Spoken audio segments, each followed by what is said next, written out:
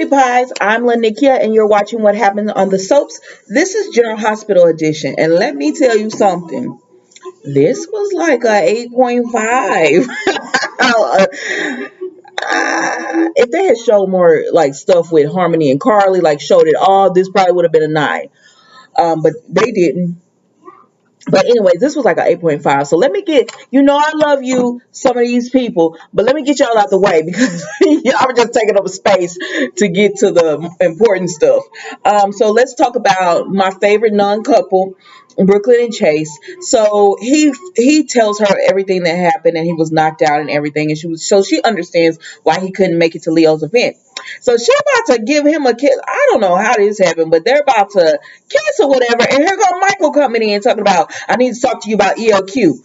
And she was like, Michael, can this wait? And he was like, no. I'm like, you're just selfish. You're just selfish. Because I wanted to see my couple to get together.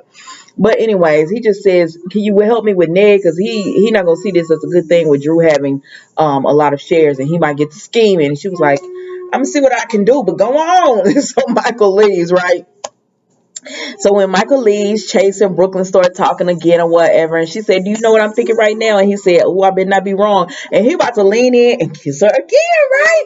And here comes little Leo. Now, Leo, you cute and all, but you and Michael need to learn to read the room. So here comes Leo coming in, and, he's upset because he's like, Chase, why didn't you come? And Chase said, I had friends that were in trouble and I had to help them. He said, but I'm your friend, Chase. Are they more important to me? And Chase was like, no, but he explains everything to Leo, and then he gets Leo to read his speech because Brooklyn says he got upset when it came to time to reading his speech and everything. So it was a cute little scene and everything, and Leo starts reading his speech. And I'm not gonna lie, I don't know what happened on that speech because Brooklyn and them might have held hands with this. So I was looking away from the TV, looking at my phone because I was trying to get my notes together for the other people on this soap. So if something ended up happening between Brooklyn and Chase while Leo was reading his speech, I missed it. I'm sorry. Okay, so moving right along, we go to Elizabeth, Finn, and Jordan. So the file was corrupted or whatever, so they don't know. They don't know what was on that file, but they say Jordan's like, I can turn it into the precinct and get them to work on it or whatever. And they like, okay. So she does that, and they find out the file was jammed. So whoever did this on purpose. I said, now wait a minute. Now I've been saying this was Elizabeth, but Elizabeth could do that too. I don't know. I don't know if this was Elizabeth or not, because I was sure it was her, but now they started talking about all the technology. I'm not saying she can't do it, but I'm just saying, dang, that seems like a lot of work for someone having a mental break to do all of that. But she could be doing it, I don't know. Anyways, so then we go to Jordan leaves or whatever. She said they're gonna, keep watching over Elizabeth and find out who's doing this. And Aiden comes. Now when Aiden, hello mama, what do you need?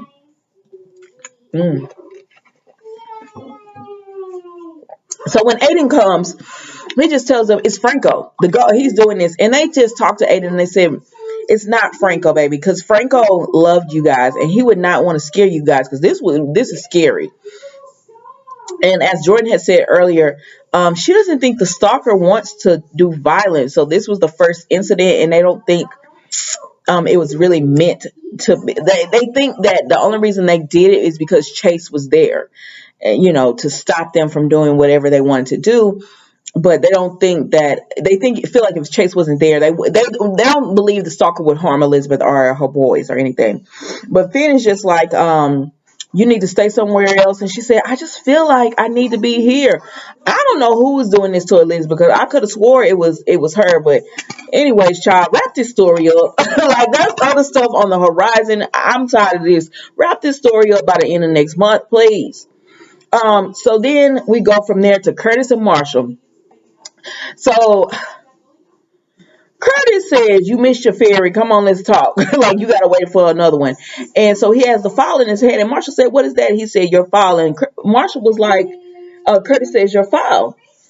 And Marshall was like, wait, you got them to unseal my file. He said he had means to do it. Curtis said, I had means to do it. So Marshall was like, so you illegally gained access to my file. Like, what's wrong with you?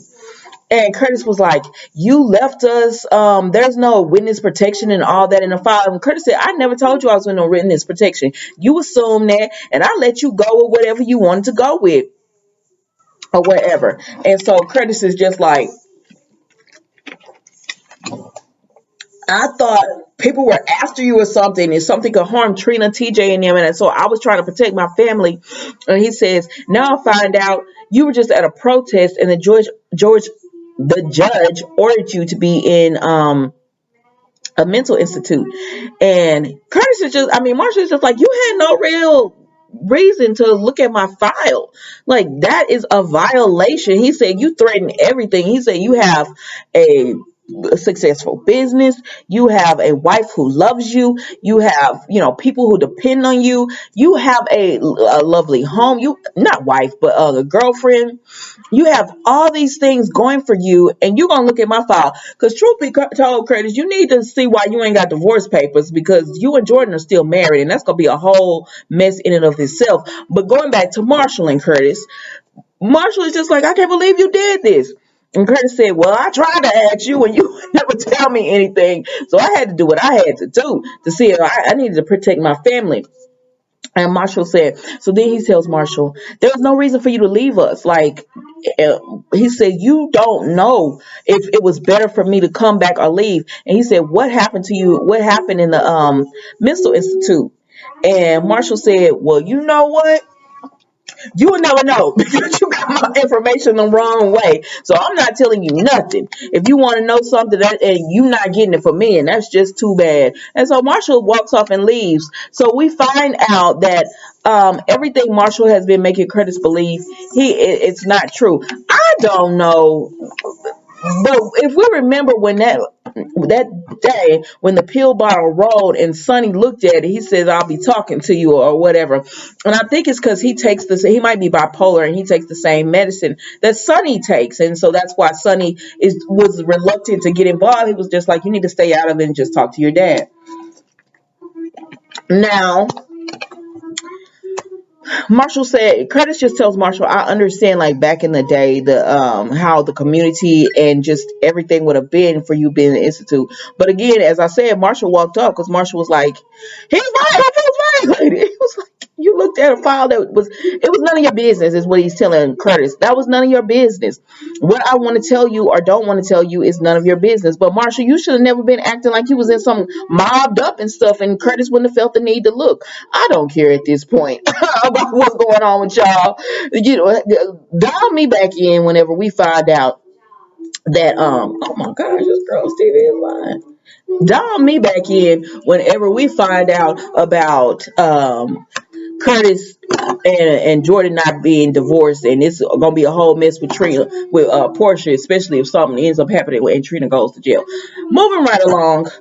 All right, so then we see that Alexis is talking to Diane, right? And she tells Diane all the weird stuff that Harmony's got going on. So she's like, girl, Harmony has been saying weird things, and now I have this story, and it's gonna be a really great cut feature. And I don't feel great. Excuse me, 1 minute.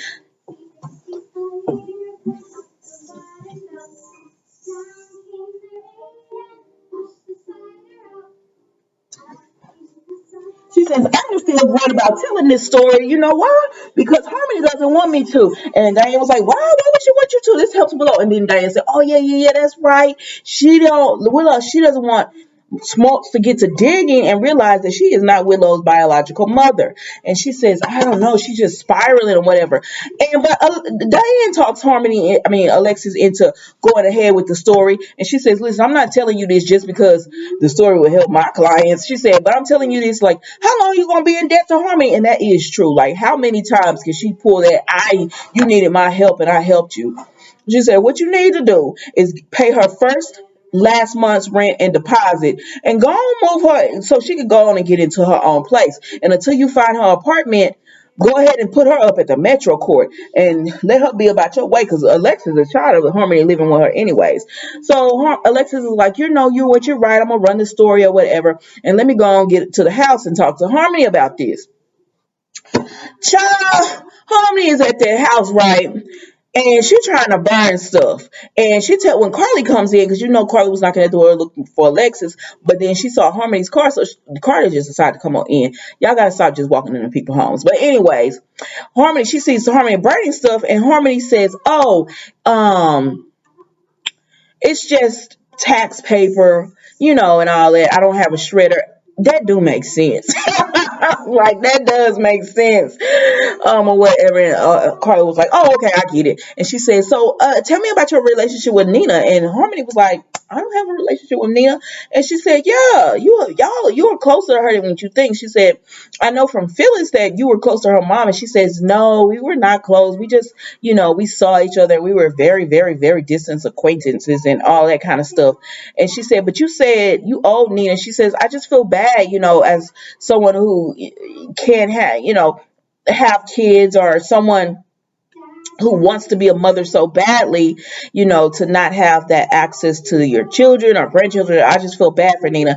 And she said, "Well, what about, you said the other night that Willow's not mine. I wish Willow were mine." She said, "Oh, that's just because I'm distanced from Willow and everything, and that's it." And then Harmony said, "Oh, where are my manners? Let me go and get you some something to drink. I didn't even offer you water or something to drink." She said, "Let me go get my phone and I'm gonna be back." What up? So Carly is like, okay, she burning stuff, and she looked in this folder that had Nina's name on it, a brown folder that Nina never puts up. And she looked inside and she saw Neil's writing and paperwork, and she was like, "Oh my gosh. Wait, Willow is not Harmony's child." And then she went to the fire and she found a piece of scrap paper that was saying it as well.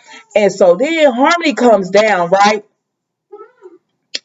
And Harmony said, "What are you doing?" And they showed the back on Harmony, and Harmony have a needle with more drugs. I said, Harmony, what are you doing? Harmony, they're gonna try to kill. Harmony, what is going on? And so Harmony has the needle with drugs and stuff, and Carly starts going off because Carly is Carly. She starts going off about, "Oh my gosh, this is not tax paperwork. This is notes from Neil talking about, or your therapist talking about, Willow is not yours. That's why you want to burn this information and all that stuff." And then Harmony is like, "Give me that back. That doesn't belong to you." And so she lunges at Carly, and she has a needle, and Carly's like, "What are you doing?" And baby, Carly started struggling and stuff, and the needle landed on the floor. And I said, "Carly, you're not gonna beat Harmony because she got that extra strength because she don't want her secret to be told. Because she took care of Brandon, and that was a man. She took care of Brandon, and it was a man. You're not finna out strength Harmony." And then the next thing we know, Alexis comes home and she sees her place is a wreck, right? And she's like, "Oh my God, what's going on in my place?" And so Diane calls Alexis and she's like, "Alexis, I just called to see if you made it home safely and everything's okay with Harmony." She said, "Harmony's not here, but her vehicle is here. But my place is been ransacked." And she says, "Oh, wait, I know where Harmony is," because she remembered a flashback back where Harmony, I'm talking like Plies, where Harmony was talking about Rana Peak Point. Let me see what this is called. I wrote it down, y'all. Hold on. But anyway, she remembers a flashback where Harmony was talking about Rana Point and how it looked so beautiful and peaceful, but it was nothing like that. She said, "I know where Harmony is." Baby, Harmony is in Carly's SUV. Carly got a nice SUV, but she's in Carly's SUV. Carly's in the back, like knocked out. So I'm guessing she gave Carly the drugs, and the car is running and stuff. I said, "You about to drive off the cliff? Is that what you're doing?"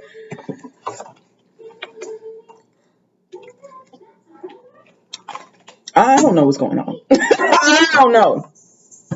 So then we get over here with Michael and Willow. So Sonny came to talk to Willow because he wants her to be the buffer between him and Michael. He said last time it was Carly. Carly is probably going to push him away. I said, "Now, Sonny, don't throw shots at Carly. Don't do that. Don't do that. Because I don't think she would try to push Michael away from you or whatever." And he said, "So I was coming to see if you could be the buffer." Now here Michael come in, and he tells Willow. Sonny says it was wrong for me to put you in that position, and so Michael goes to Willow and says, "Do you want me to? I'm sorry about this. Do you want to leave?" And she says, "No, but since you are involved in this between me and my dad, do you want to stay or you want to leave?" And she's like, "I'm gonna stay." Okay.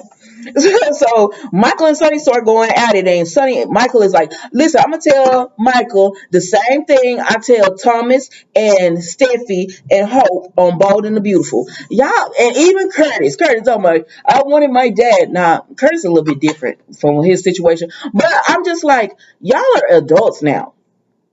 Some things like." You're adults now. Your parents cheating on each other, breaking up, divorcing, cheating, sleeping with other people, getting with somebody you don't like. You're an adult now. You got your own family. Why do you care? Why do you care? You have your own family now. And I know y'all don't like Nina or whatever. And if it wasn't Nina, if it was some other woman or whatever, I still feel the same way. Like, why do you care? Why? Like Sonny said, don't pick sides.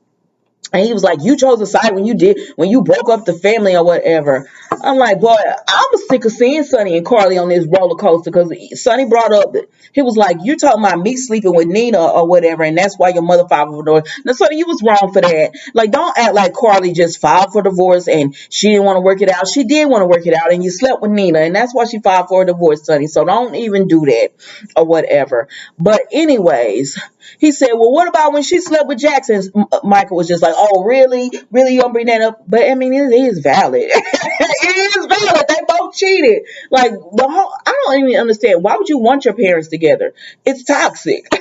And so, anyways, he and Sonny go back and forth, and Sonny is like, "I just want you to meet me halfway." And Michael was like, "You're not taking any responsibility." And Sonny was like, "I am taking responsibility, or whatever, for what I've done. But I still want you to just meet me halfway, and we talk and everything."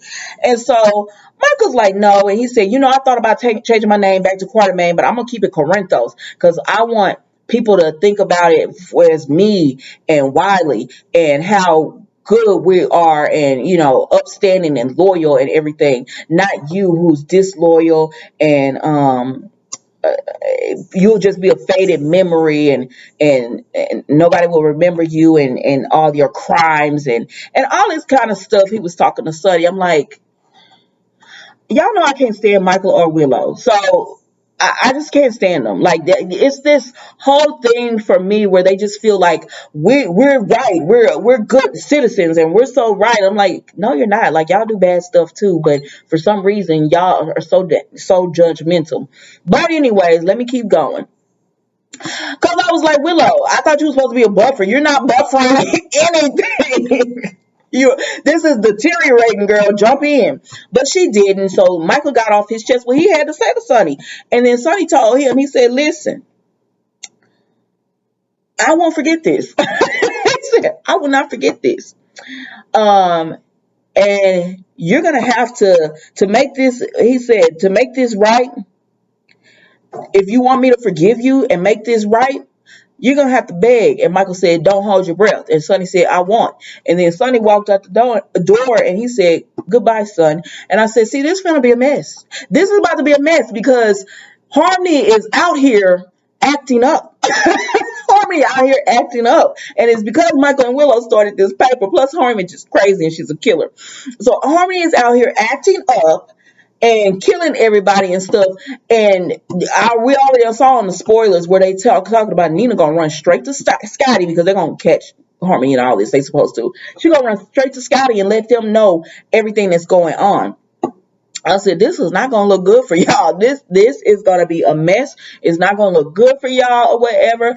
And I feel like Michael is going to need Sonny at some point in through all of this, and this is gonna be brought up. Like, they're setting this up for that. But I don't know. I could be wrong. But that was General Hospital Day, guys. Don't forget to like, comment, and subscribe to the channel. And I will see you tomorrow for a new episode.